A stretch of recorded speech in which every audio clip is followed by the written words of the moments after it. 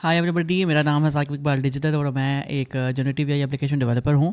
और आज की वीडियो में ना मैं जनरेटिव एआई एप्लीकेशन को डिटेल में आपको एक्सप्लेन करूँगा बेसिकली कि जनरेटिव एआई कहाँ से आई है और इसमें क्या क्या चीज़ें हैं जो कवर हो जाती हैं। ठीक हो गया। हम स्टेप बाय स्टेप चलेंगे, हम बहुत सारी चीज़ों को कवर करेंगे लेकिन सिंपल सी लैंग्वेज में, ताकि आप लोगों को समझ आ सके कि जनरेटिव एआई आई कहाँ से है, ठीक है, और इससे क्या क्या हो सकता है, इसके एप्लीकेशंस क्या हैं। ठीक हो गया। इसके अलावा इसमें इस प्रेजेंटेशन में मैंने जो चीज़ें गैदर की हैं वो one of the top resources से मैंने गैदर की हैं। ठीक है, तो आई होप सो कि आपको मज़ा आएगा। चलिए स्टार्ट करते हैं। ठीक हो गया। सबसे पहले हमने ये समझना है कि बेसिकली इस डायग्राम को, ठीक है, सबसे ऊपर है एआई जिसे हम कहते हैं आर्टिफिशियल इंटेलिजेंस, उसके बाद है मशीन लर्निंग एमएल, उसके बाद है डीप लर्निंग। ठीक हो गया। पहले हम इन दो चीज़ों को कवर कर लेते हैं, उसके बाद हम डीप लर्निंग पे आ जाते हैं। ओके। सो एआई क्या होती है बेसिकली? एआई ये होती है बेसिकली कि आप लोगों ने कुछ भी टास्क जो है वो परफॉर्म करना है, ठीक है, with the help of machine, जिस मशीन को हम कहते हैं कंप्यूटर। ठीक हो गया। लेकिन इसमें ह्यूमन इंटरफेरेंस होती है। ठीक है, इसमें हमें कोड लिखना पड़ता है, हमें लिख के बताना पड़ता है, हमें उसे डिस्क्राइब करना पड़ता है कि ऐसे होगा तो इस तरह करना है। वो उसके अलावा कुछ बात ही नहीं करेगा। मिसाल के तौर पर आप चैटबॉट ले लें, अर्ली स्टेज चैटबॉट्स जो आते थे, उसमें प्री डिफाइंड कुछ स्टेटमेंट्स होती थी। वो अगर आप कीवर्ड बेस पे होती थी और कुछ प्री डिफाइंड इंस्ट्रक्शंस होती थी, वो आप देते थे तो ही आपको आउटपुट आता था। अगर आप नहीं देते थे तो वो कहता था कि मुझे नहीं पता, कहना है कनेक्ट विद ह्यूमन एजेंट। तो वो एआई की एक एग्जांपल थी जो कि काफ़ी देर तक चलते रहे। अब तो काफ़ी चीज़ें रिप्लेस हो चुकी हैं। उसके बाद मशीन लर्निंग क्या होती है? मशीन लर्निंग में आपको ना प्रोग्रामिंग या एक्सप्लिसिट होता है डिफाइंड करना, क्लियर कट, कोडिंग नहीं करनी पड़ती।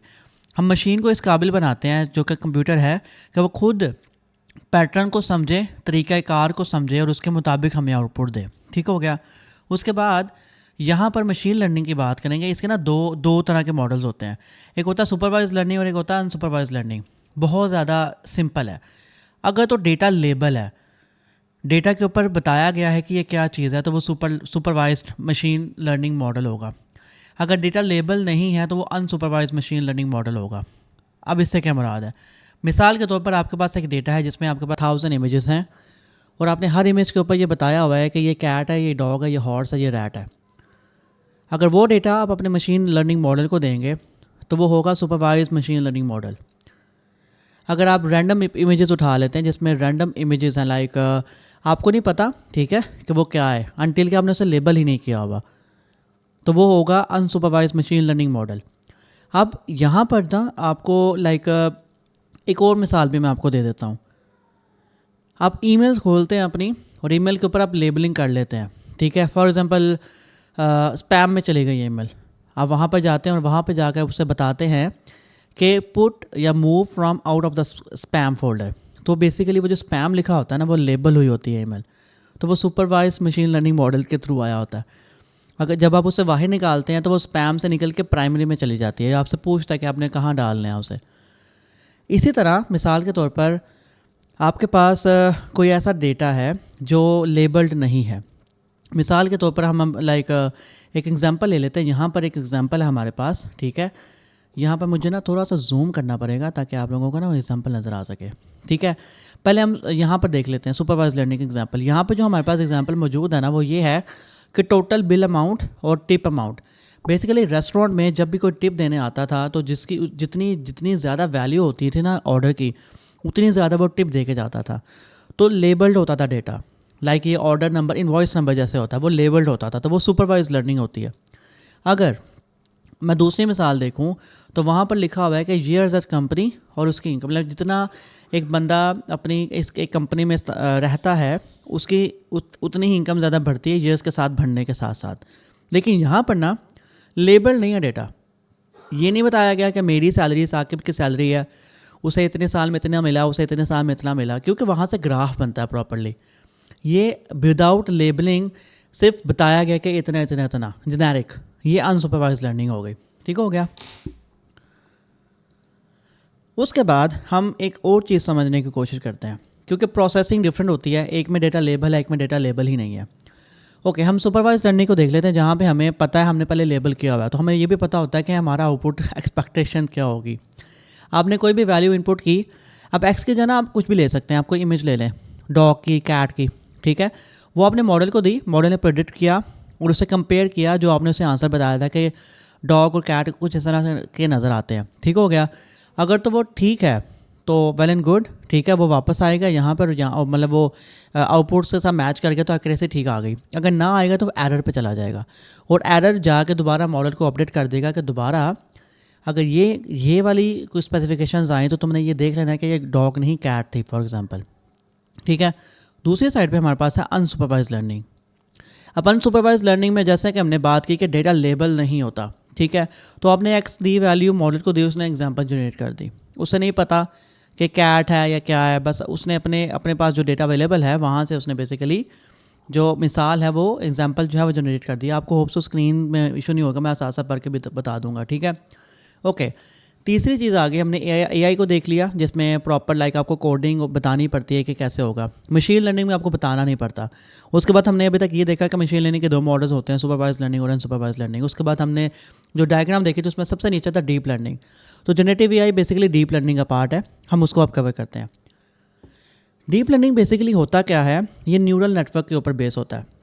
अब ह्यूमन का जो ब्रेन होता है, मैं पहले भी एक वीडियो पे एक्सप्लेन कर चुका हूँ, मैं दोबारा बता देता हूँ। ह्यूमन का जो ब्रेन होता है ना, बेसिकली अगर आपने इंटेलिजेंस की बात करें ना, तो यहाँ पर दो तरह की इंटेलिजेंस इस वक्त दुनिया में मौजूद हैं। आर्टिफिशियल इंटेलिजेंस जो कि एआई है, और एक नेचुरल इंटेलिजेंस जो कि इंसानों के पास है।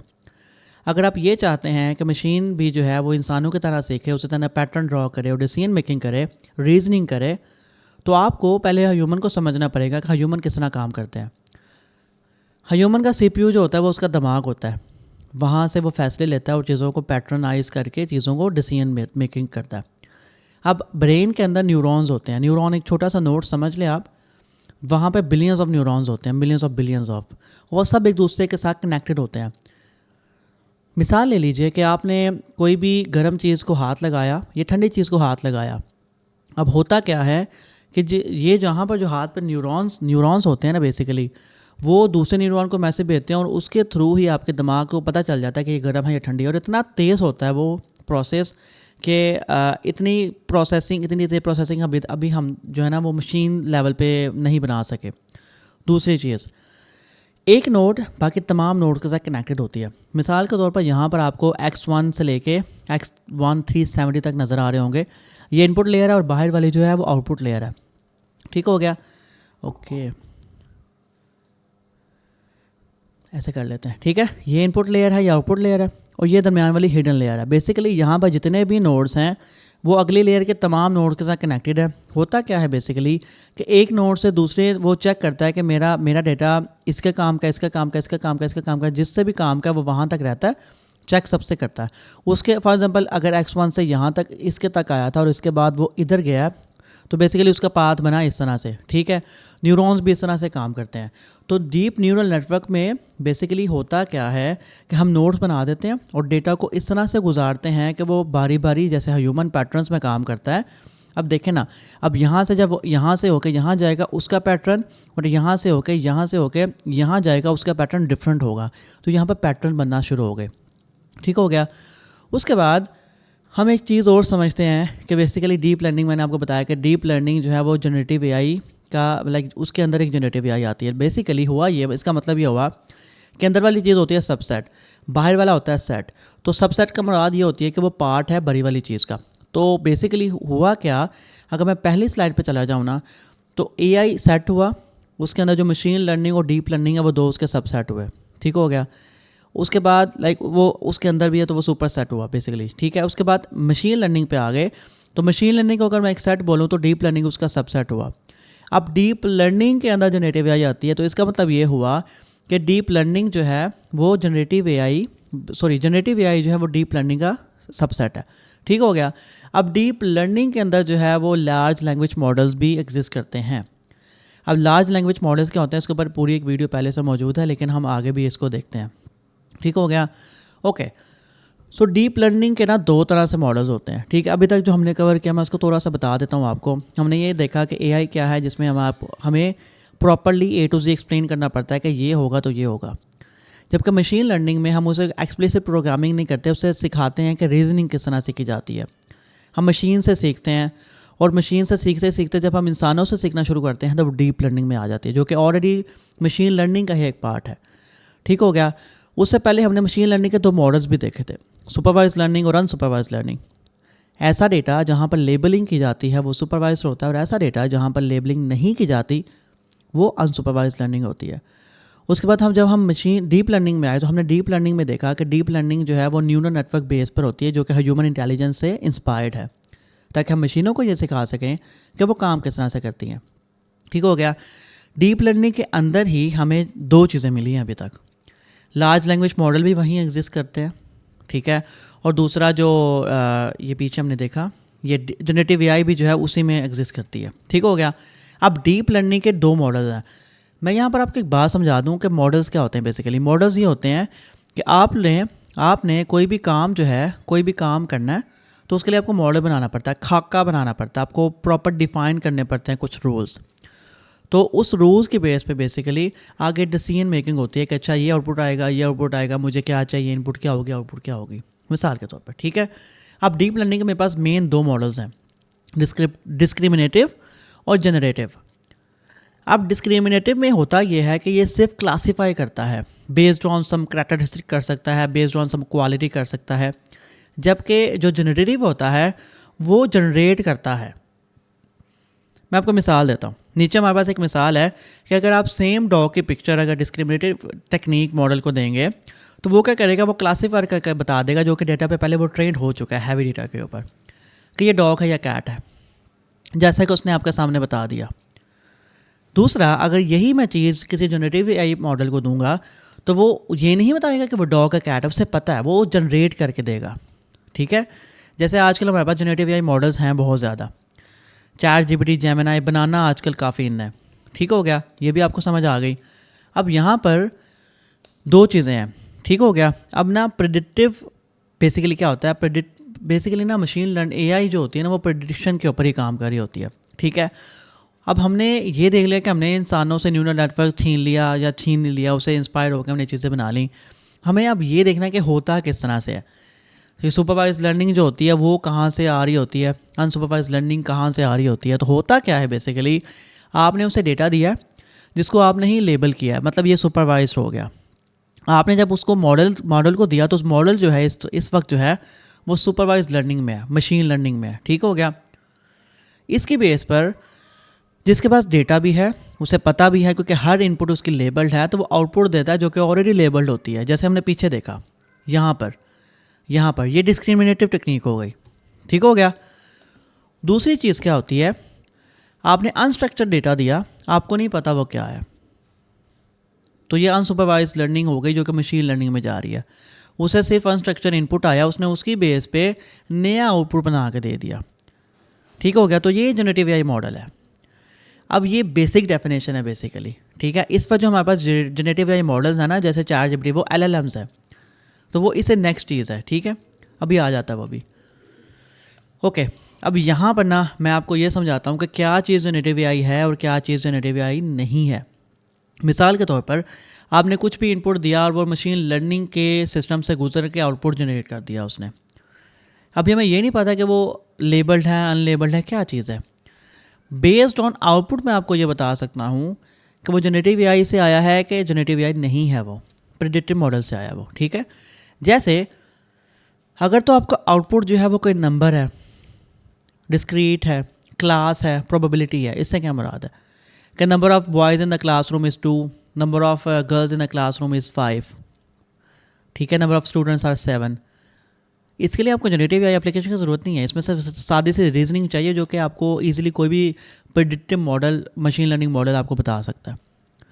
लेकिन अगर उसका आउटपुट किसी नेचुरल लैंग्वेज में है, like we are talking about now, right now, ठीक है, उर्दू, इंग्लिश, ठीक हो गया, उसमें नंबर नहीं होना चाहिए। जैसे आप चैट जीपीटी से बात करते हैं, वो नेचुरल लैंग्वेज है, वो आप नेचुरल लैंग्वेज में बात करते हैं, क्योंकि जनरेटिव एआई वो बेसिकली चैट जीपीटी ट्रेंड है उसके ऊपर। चैट जीपीटी सेल्फ ट्रांसफार्मर, वो भी हम देख लेते हैं। अगर उसने इमेज जनरेट की है, उसने ऑडियो जनरेट की है, तो वो जनरेटिव एआई होगा। अदरवाइज नंबर, डिस्क्रीट, क्लास और probability is not be regarded as a generative AI output. ठीक हो गया।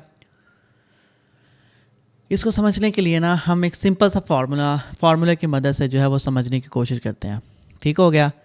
लेट मी जस्ट सेट माई फ्रेम। ओके, अब सेम वही चीज़ है, बस मॉडल में आ जाएगा। वाई क्या है, मेरे पास मॉडल की आउटपुट है। ये मॉडल कौन सा, मशीन लर्निंग का मॉडल है। मशीन लर्निंग के अंदर डीप लर्निंग भी लगी हुई है। ये मॉडल है एफ, फंक्शन है बेसिकली, फंक्शन को हम मॉडल कह रहे हैं यहाँ पे। एक्स जो है इनपुट है, ठीक हो गया। मैंने कुछ भी इनपुट दी, अगर तो वाई जो है वो इनमें से आएगा तो वो होगा नॉट जनरेटिव एआई। अगर मैंने कुछ भी इनपुट दी और उसके बाद उसने जो मॉडल उसके ऊपर लगा, जो भी लगा, लेकिन आउटपुट जो है वो इनमें से कुछ आई, तो वो होगा जनरेटिव एआई मॉडल या जनरेटिव एआई आउटपुट। ठीक हो गया। ओके, अब यहाँ पर हम क्लासिकल समझते हैं। क्लासिकल क्या होता है, जो कि रूटीन में चल रहा होता है। अगर तो आपके पास कोई ट्रेनिंग कोड है और लेबल डेटा और आपने मॉडल को दिया, तो वो 3 चीज़ें कर सकता है। या तो प्रिडिक्ट करेगा, या उसको क्लासीफाई कर देगा, या उसको क्लस्टर कर देगा। ठीक हो गया। अभी बेसिकली इसका मतलब क्या हुआ, इसका मतलब ये हुआ कि प्रिडिक्शन क्या होती है। मैंने इसको कोई प्रिडिक्शन प्रोबेबिलिटी के बेस पे होती है कि for example number of blue balls जो हैं वो इतने हैं, नंबर ऑफ़ येलो बॉल्स इतने हैं, उसकी प्रोबेबिलिटी क्या होगी ग्रीन बॉल्स की या ऑरेंज बॉल्स की, फॉर एग्जांपल। तो वो प्रिडिक्शन होती है। क्लासीफाई क्या होता है, आपने उसको क्लासीफाई कर दिया 2 चीज़ों में, दो हिस्सों में बांट दिया। ठीक है। तीसरी क्लस्टर क्या होती है, सेम चीज़ों को एक जगह रखना, बाकी चीज़ों को एक जगह रखना, और जो आउटलायर है जो कि डेटा से बहुत ज़्यादा मैच नहीं कर रहा या फिर बहुत ही डिफरेंट नज़र आ रहा है, तो उसको आपने अलग कर देना। उसके बाद हम देखते हैं, ये पहले वाले जो था ना, ये जेनेरिक था, जो पहले काम करता था। अभी जो है वो जनरेटिव एआई आ गई है भाई। अब जनरेटिव एआई, पहले वाला जो था traditional supervise and supervise learning थी। अभी क्या है, अभी सुपरवाइज लर्निंग और सेमी सुपरवाइज भी है और अनसुपरवाइज लर्निंग भी है। सेमी सुपरवाइज बेसिकली मैं आपको बता देता हूँ होता क्या है। कुछ डेटा लेबल्ड होता है, कुछ नहीं होता। जैसे सुपरवाइज में सारे ही लेबल्ड है और अनसुपरवाइज में थोड़ा सा बिल्कुल ही लेबल नहीं है, सॉरी। सेमी सुपरवाइज में थोड़ा लेबल है, थोड़ा नहीं है, वो मिक्सचर है दोनों का। ठीक है। अभी आजकल जो फाउंडेशन मॉडल्स चल रहे हैं ना, ये फाउंडेशन मॉडल्स कुछ तो ट्रेनिंग कोड के ऊपर होते हैं, ठीक है, कुछ लेबल डेटा इसमें हम देते हैं और कुछ अनलेबल्ड डेटा देते हैं। ये सेमी सुपरवाइज लर्निंग है। जब ये सारी चीज़ें हमारे फाउंडेशन मॉडल में जाएंगी, तो वो एक न्यू जो है वो कंटेंट जनरेट करेगा, जिसमें टेक्स्ट भी हो सकता है, कोड भी हो सकता है, इमेज भी हो सकती है। तो ये जनरेटिव एआई मॉडल है जो बहुत ही बेटर वे में काम करता है ट्रेडिशनल वालों से। ठीक हो गया। अभी हमें ये समझ आ गया कि जनरेटिव एआई होती क्या है। Basically generative AI application generative AI जो है वो आर्टिफिशियल का ही एक पार्ट है, आर्टिफिशियल इंटेलिजेंस का एक पार्ट है, that creates new content on what it has learn from existing content.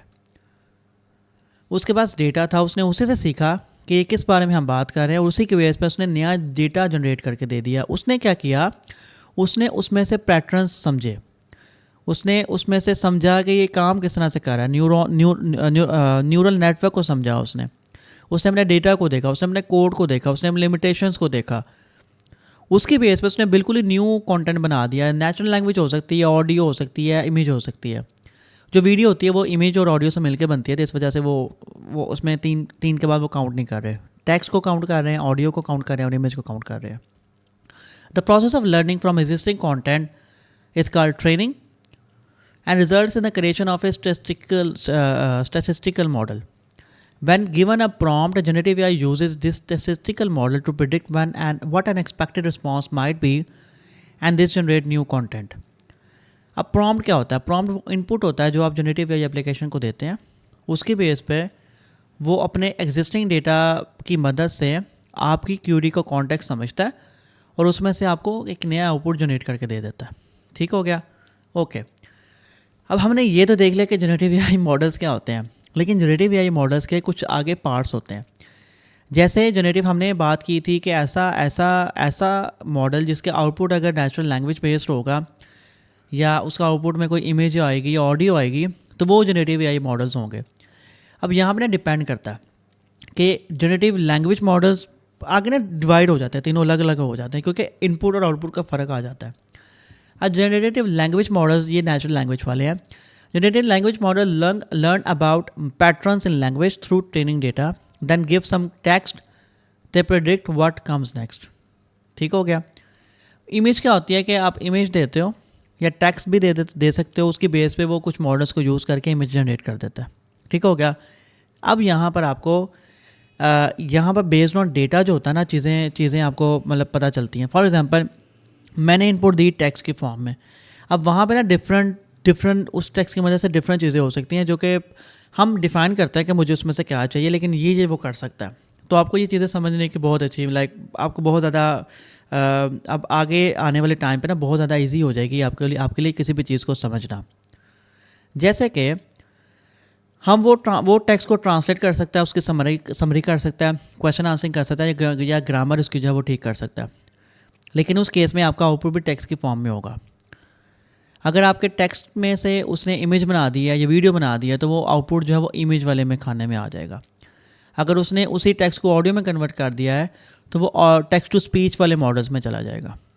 उसके बाद अगर उसने प्ले गेम्स क्या होती हैं, जहाँ पर डिसीजन मेकिंग करनी पड़ती है। फॉर एग्जांपल कि अगर 2 लाइनों में 2 टिक आ जाए तो तीसरी में भी अगर टिक आ जाए तो वो जीत जाएगा। टिक नहीं आना चाहिए, क्रॉस आना चाहिए, 2-3 इकट्ठे नहीं होने चाहिए, डायगनली रो कॉलम में भी नहीं होने चाहिए और डायगनली भी नहीं होने चाहिए। ये डिसीजन मेकिंग है। अब ना मैं आपको एक और चीज़ बताता हूँ। मॉडल्स जो होते हैं बेस्ड ऑन आउटपुट जो है ना वो डिफाइंड हो रहे होते हैं। मैं आपको बाद में मैं ग्रुप पे जाके आपको दिखाऊंगा भी कि टेक्स्ट टू टेक्स्ट होता है, टेक्स्ट टू इमेज होता है, स्पीच टू टेक्स्ट होता है। तो बेसिकली हो क्या रहा है यहाँ पे, यही हो रहा है। पहले वाला टेक्स्ट अगर आपने दिया है उससे टेक्स्ट ही हो रहा है तो वो टेक्स्ट टू टेक्स्ट मॉडल है। अगर टेक्स्ट टू इमेज है तो वो ऐसे होता है, ठीक है। टेक्स्ट टू ऑडियो या उसको हम स्पीच बोलते हैं बेसिकली, तो टेक्स्ट टू स्पीच जो है बेसिकली वो ये होगा। और ये डिसीजन मेकिंग तो जेनेरिक आता है, लाइक ये ओवरऑल होता है, ये डिपेंड करता है आपके सिनेरियो के ऊपर, कॉन्टेक्स्ट के ऊपर। उसके बाद चले जाते हैं अब AI based generative AI models के डेटा के बेस पे क्या होता है। इमेज फॉर एग्जांपल मैंने पहले जो बात की थी वो टेक्स्ट थी, दूसरी आ गई इमेज। अब इमेज से टेक्स्ट भी हो सकता है, वापस कन्वर्जन हो रही है, कैप्शन देना है, आंसर करना है, इमेज सर्च करनी है। इमेज टू इमेज भी हो सकती है कि इसको अपस्केल कर दो, इसको कंप्लीट कर दो। इमेज से वीडियो भी बना सकते हैं जैसे एनिमेशन होती है। उसके बाद ये काम किस तरह से करता है, जनरेटिव एआई बेसिकली काम किस तरह से करती है। ओके, तो अब हम ये देखेंगे कि वो काम किस तरह से करते हैं। प्री ट्रेनिंग में हमारे पास जो है ना बहुत ज़्यादा डेटा मौजूद है, ठीक है। उसके अलावा हमारे पास बिलियंस ऑफ पैरामीटर्स हैं। पैरामीटर्स क्या होते हैं? पैरामीटर्स ये होते हैं बेसिकली कि फॉर एग्जांपल आपके पास जो डेटा है ना उसका जो आउटपुट आएगा उसने आपने उस इनपुट की बेस पे पैरामीटर डिसाइड करने होते हैं कि मुझे कितनी एक्यूरेसी चाहिए। बिकॉज एक मॉडल में काफ़ी ज़्यादा पैरामीटर्स होते हैं। मिसाल के तौर पर मैं ये चाहता हूँ, मैं कोई भी मॉडल रन कर रहा हूँ कोई भी इनपुट आउटपुट के बेस पे, उस मॉडल का जो रिज़ल्ट है मुझे फॉर एग्जांपल ए और बी और सी, मेरे पास 3 पैरामीटर्स हैं, मुझे सी पैरामीटर पर चाहिए, मुझे 2 की ज़रूरत नहीं है, या 2 मेरे लिए उतना ज़्यादा वैल्यूएबल नहीं है। फॉर एग्जांपल अगर मैं एक इमेज जनरेशन की बात करता हूँ मिसाल के तौर पर, तो मुझे वहाँ पर एक्यूरेसी चाहिए, ठीक है। अगर मैं टेक्स्ट की बात करूँ तो वहाँ पर मेरे पास 3 पैरामीटर्स है, उसमें से एक पैरामीटर जो है वो कॉन्टेक्सचुअल है कि लाइक एक में पैरामीटर आ गया कि छोटा टेक्स्ट हो, दूसरा पैरामीटर लॉन्ग टेक्स्ट आ गया, ठीक है, लेंथ आ गई। पहले में एक पैरामीटर एक ही हुआ, एक पैरामीटर हुआ है कि उसकी लेंथ क्या है, दूसरे में हो गया कि उसका कॉन्टेक्स्ट क्या है। तो मैं पैरामीटर 20 सेलेक्ट करूँगा कि मुझे कॉन्टेक्स्ट वाला आउटपुट चाहिए, ना कि मुझे लेंथ वाला। मुझे लंबा या छोटा कॉन्टेक्स्ट, लाइक वो छोटे से कोई फ़र्क नहीं पड़ता आउटपुट के ऊपर, लेकिन अगर उसका कॉन्टेक्स्ट ठीक होगा तो वो मेरे काम का है। तो वो कॉन्टेक्स्ट जो हम डिफ़ाइन कर रहे हैं वो बेसिकली हुआ पैरामीटर। तीसरी चीज़ क्या होती है? Unsupervised learning. अब यहाँ पर अनसुपरवाइज लर्निंग लिखा हुआ है, सुपरवाइज क्यों नहीं लिखा हुआ? बिकॉज सुपरवाइज लर्निंग का जो डेटा है वो already large amount of data में पड़ा हुआ है। यहाँ पर दोनों डेटा मौजूद हैं, सुपरवाइज भी है और अनसुपरवाइज भी है, ठीक हो गया। सुपरवाइज वाला लेबल है, इसलिए हमें वहाँ पर किसी किस्म की टेंशन लेने की ज़रूरत नहीं है। अनसुपरवाइज लर्निंग में अवेलेबल ही नहीं है, हमें नहीं पता उसमें क्या है, या हम ज़ाहिर देख के बता सकते हैं लेकिन मशीन को नहीं पता, तो उसे प्रोसेस करना पड़ेगा। इसलिए यहाँ पर प्री ट्रेनिंग में ये सारी चीज़ें लिखी हुई हैं। होता क्या है, इनपुट आती है ट्रांसफार्मर के अंदर। बाय द वे मैं आपको एक चीज़ पहले बता दूं कि ट्रांसफार्मर ये है basically, ChatGPT is a transformer, generative pretrained transformer, ठीक है। मैं आपको आगे बताता हूँ उसका मतलब क्या है। ट्रांसफार्मर में कोडिंग कंपोनेंट आता है, वो सारे कंपोनेंट्स को जोड़ता है, कॉन्टेक्स्ट समझता है, ट्रांसलेट करना है, जो उसने करना है वो करके डी कोडिंग करता है उसकी, उसमें से आउटपुट निकालता है, देखता है कि अच्छा क्या इसका पूछना क्या चाह रहा है ये बंदा, ठीक है। उसके बाद वो उसका कॉन्टेक्स्ट सारा देता है प्री ट्रेन्ड ट्रांसफार्मर मॉडल को, जैसे ChatGPT है। उसके बाद वो आउटपुट आ जाता है। इनपुट हमारे पास क्या थी, हाउ इट्स गोइंग, उसके बाद आउटपुट आ गया I am doing all right. अब ये जो इसने यहाँ पर डिसीजन लिया ना, या जो यहाँ पे फैसला किया, उसके पीछे ये सारा ट्रेंड है, ये डेटा पड़ा हुआ है। तो बेसिकली मतलब ये हुआ कि चैट जीपीटी के पीछे बहुत ज़्यादा डेटा है, बहुत ज़्यादा पैरामीटर्स हैं, एक कॉन्टेक्स्ट विंडो है, ठीक है। उसके अलावा उसके अंदर कुछ अनसुपरवाइज लर्निंग भी है कि अगर डेटा लेबल्ड ना हो और तुम्हें नहीं पता, तुम्हारे लिए नया है, तो तुमने उसे उसमें से पैटर्न और कॉन्टेक्स्ट कैसे निकालना है और उसकी बेस पे तुमने आउटपुट कैसे देनी है। चैट जीपीटी इसमें करने में माहिर है, जेमिनी आजासो और बेसिकली ट्रांसफार्मर या एलएलएम, ठीक हो गया। उसके बाद हेलुसिनेशंस क्या होती हैं? हेलुसिनेशंस वो वर्ड्स या फ्रेजेस होते हैं जो कि जिसकी कोई सेंस नहीं होती है, जो गलत होते हैं। बेसिकली जनरेटिव एआई मॉडल में जब भी आपके पास कोई ऐसी आउटपुट आती है जो कि आपको नहीं चाहिए, जो आपके किसी काम के नहीं, जो इनकरेक्ट है, उसे बोलते हैं हेलुसिनेशंस। अक्सर आपने देखा होगा कि आप चैट जीपीटी से, जेमिनी से, एआई टूल से बात कर रहे होते हैं और आपका डेटा सही नहीं आता, वो सही तरह से बैठ नहीं रहा होता, आपको ये समझ नहीं आती कि मैं क्या गलती कर रहा हूँ, आप इनपुट देने में गलती कर रहे हैं, आपको प्रॉम्प्ट नहीं लिख पा रहे आप सही तरह, आप उसको समझा नहीं पा रहे, और ना समझाने की वजह से वो इतने ज़्यादा डेटा में फंस जाता है कि वो इनकरेक्ट इन्फॉर्मेशन दे देता है। क्यों? क्योंकि उसने कुछ ना कुछ जवाब देना और वो अपने हिसाब से कॉन्टेक्स्ट को समझते आपको रिप्लाई कर देता है। उसके बाद मॉडल की कुछ टाइप्स होती हैं, text to text, text to image, ठीक है, जैसे हमने पहले बात की, ठीक हो गया। उसके बाद टेक्स्ट टू वीडियो होती हैं, यहाँ पे मैं ज़्यादा एक्सप्लेन नहीं करूँगा क्योंकि हम पहले इस बारे में बात कर चुके हैं, मैं आपको दिखाऊंगा अभी कुछ देर में। टेक्स्ट टू टास्क हो गया, जैसे हमें वहाँ डिसीजंस थे, ठीक हो गया। उसके बाद हमने फाउंडेशन मॉडल देख लिया, जो पहले हम पीछे देख के आए हैं। होता क्या है, आपके पास हर किस्म का डेटा है, टेक्स्ट है, लैंग्वेज जिसे हम लैंग्वेज बोल रहे थे, इमेज है, स्पीच जिसे हम ऑडियो बोल रहे थे, स्ट्रक्चर डेटा है, और 3D सिग्नल्स हैं। 3D सिग्नल्स जिसमें ज़्यादा डायमेंशंस हैं उसकी, लाइक ज़्यादा वे ऑफ थिंकिंग है उस साइड पे, वो जाता है ट्रेनिंग के तौर पे फाउंडेशनल मॉडल में। उसके बाद जो है उस मॉडल को हम यूज़ कर सकते हैं क्वेश्चन आंसरिंग में, सेंटिमेंटल एनालिसिस में, इंफॉर्मेशन एक्सट्रैक्शन में, और आपका फाउंडेशन मॉडल बेहतरीन हो जाए। बिकॉज क्योंकि आपने जो डेटा दिया है वो जो आपके पीछे कोड और लॉजिक्स और पैटर्न और कॉन्टेक्स्ट है, जिसमें अनसुपरवाइज लर्निंग के ऊपर भी ट्रेनिंग है, उसने कैसे इंफॉर्मेशन निकालनी है, आपके लिए कुछ भी इम्पॉसिबल नहीं रहता। ओके जी, जनरेटिव एआई एप्लीकेशन की जो बेसिकली जनरेटिव एआई की जो एप्लीकेशन का लैंडस्केप है, जो उसकी जो प्रैक्टिकल है, वो बहुत वाइड है। अगर टेक्स्ट की बात करें तो marketing, content, sales, email, support, chat, writing, general writing, ठीक है, नोट टेकिंग, अदर सब के लिए इस्तेमाल कर सकते हैं। कोड की बात करें, यहाँ पर सब लिखा है। इमेज की बात करें, स्पीच की बात करें, वीडियो की बात करें, 3D की बात करें, अदर में गेमिंग है, RPM, music, audio, biological and chemistry. तो बेसिकली हमने क्या कवर किया इस वीडियो में, हमने ये कवर किया कि बेसिकली जनरेटिव एआई क्या चीज़ है और क्या नहीं है, उसमें कितनी टाइप्स हैं, कितने मॉडल्स हैं, कितने इनपुट्स हैं, क्या आउटपुट आएगी तो हम जनरेटिव एआई बोलेंगे, क्या आउटपुट नहीं आएगी, जो नहीं आएगा तो हम उसे जनरेटिव एआई नहीं बोलेंगे। लार्ज लैंग्वेज मॉडल क्या है, प्री ट्रेंड क्या है। लार्ज लैंग्वेज मॉडल मैं थोड़ा सा मज़ीद एलैबोरेट कर देता हूँ। लार्ज लैंग्वेज मॉडल बेसिकली उसके पीछे बहुत ज़्यादा डेटा होता है, उसके ऊपर ट्रेंड होता है। अगर वो डेटा जिसके ऊपर ट्रेंड हुआ है, कोई ऐसी इनपुट आ जाती है जो उस डेटा का पार्ट नहीं है या उसे समझने में मुश्किल आ रही है, तो उसके पास कोड होता है प्रॉपर, उसके पास रीजनिंग लॉजिक्स होते हैं, जिसकी बेस पे वो ये डिसाइड कर लेता है कि अच्छा ये इसका मतलब ये है। फिर वो आपको लाइक ट्रांसफॉर्म में डालता है, इनकोडिंग करता है, डिकोडिंग करता है, उसके बाद मॉडल में डालता है, मॉडल को देता है, मॉडल से आउटपुट लेके आपको रिप्लाई कर देता है, ठीक है। उसका फ़ायदा क्या होता है बेसिकली, जब वो शुरू में करता है उसके लिए थोड़ा सा मुश्किल होता है।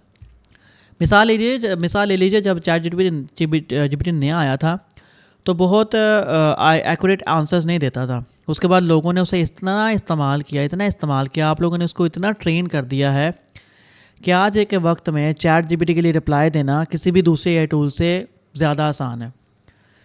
बहुत ज़्यादा टास्क होते हैं जिसमें मैं चैट जीपीटी को प्रेफर करता हूँ, कुछ टास्क होते हैं जिसमें मैं जेमिनी को प्रेफर करता हूँ, कुछ टास्क होते हैं जिसमें परप्लेक्सिटी को प्रेफर करता हूँ, क्लॉड को प्रेफर करता हूँ कुछ में, वो भी मैं आपको बता देता हूँ। बेसिकली अगर आपका एक ऐसा टास्क है जहाँ पर रेपिटेशन आती है, एक ही टास्क आपने बार बार करना है, मैं आपको आइडिया दूंगा, मुझे पोस्ट के कैप्शन लिख के देना, मैं तुम्हें आइडिया देता हूँ, मुझे कंटेंट कैलेंडर बना के दो उन आइडियाज़ के ऊपर।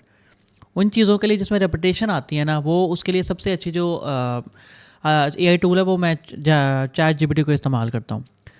अगर मुझे लेटेस्ट इन्फॉर्मेशन रिलेटेड कोई भी इन्फॉर्मेशन चाहिए ना, जिसमें लेटेस्ट डेटा हो, लेटेस्ट इन्फॉर्मेशन हो, तो जेमिनाई है, क्योंकि गूगल जितना अपडेटेड डेटा मैंने आज तक किसी के पास नहीं देखा।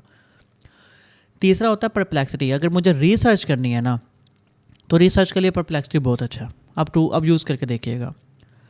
अगर मुझे कोड करना है ना, तो मैं क्लॉड इस्तेमाल करता हूँ उसके लिए, ठीक है। और इसके अलावा बहुत सारे टूल्स हैं। मैं वीडियो जनरेशन की तरफ अभी तक उस तरह से नहीं गया, लेकिन उसमें भी बहुत सारे मॉडल्स हैं। सोरा है जैसे, ठीक है। अगर इमेज जनरेशन की बात करें तो बनाना है चैट जीपीटी का, उसका जेमिनाई का, ठीक है। और कोडेक्स भी एक है चैट जीपीटी का। तो बहुत सारे मॉडल्स हैं। तो बेसिकली आई होप सो कि आपको तमाम चीज़ें जो हैं वो कवर हो गई होंगी। आपकी तमाम जो जनरेटिव एआई के बारे में मिसकंसेप्शंस थी, या जनरेटिव एआई कहाँ से शुरू हुआ, कहाँ लाई करता है, और किस चीज़ को जनरेटिव एआई एप्लीकेशन या जनरेटिव एआई कहाँ कहते हैं, किसको नहीं कहते, आज मैंने सादा से ज़ुबान में तमाम चीज़ें जो हैं वो आपको एक्सप्लेन करने की ट्राई की है। अगर आपको वीडियो अच्छी लगी हो तो सब्सक्राइब का बटन मस्त दबाइएगा, बेल आइकॉन को दबाइएगा, कमेंट करें और आने वाली वीडियोस ताकि आप तक पहुंचती रहे। मेरा नाम है साकिब इकबाल डिजिटल। मैं एक social media strategist, generative AI application developer हूं, और आप लोगों के लिए ऐसा कंटेंट बनाता हूं जो आप लोगों को आसानी से समझ आ सके। अभी आप मेरे यूट्यूब पर चैनल पर जाएंगे ना, आपको प्लेलिस्ट में बहुत सारी चीज़ें मिलेंगी। मैंने बहुत सारी एप्लीकेशंस आपको बनाना सिखाई है, जनरेटिव एआई एप्लीकेशंस, बहुत सिंपल भी। मैंने आपको प्रॉम्प्ट लिखना सिखाया, प्रॉम्प्ट इंजीनियरिंग का मास्टर क्लास बिगिनर कोर्स है, वो भी आप देख सकते हैं। अब वो भी लाजमी देखें और अपनी ज़िंदगी में जनरेटिव एआई को ऐड करें। क्योंकि एआई कभी भी ह्यूमन को रिप्लेस नहीं कर सकती, लेकिन एआई उस बंदे को रिप्लेस कर देगी जो एआई के साथ चलेगा, जो एआई को सीखेगा। सो आई होप सो आपको मेरी वीडियो बहुत अच्छी लगी होगी। आपके वक्त देने का बहुत शुक्रिया। Thank you so much. मिलते हैं किसी नई वीडियो में इस अपनेपन के साथ कि आप अपना बहुत ख्याल रखिएगा। पता नहीं कौन बोलता था ये, I don't remember, but Saqib Iqbal digital को इजाज़त दीजिए। Thank you so much. Good bye.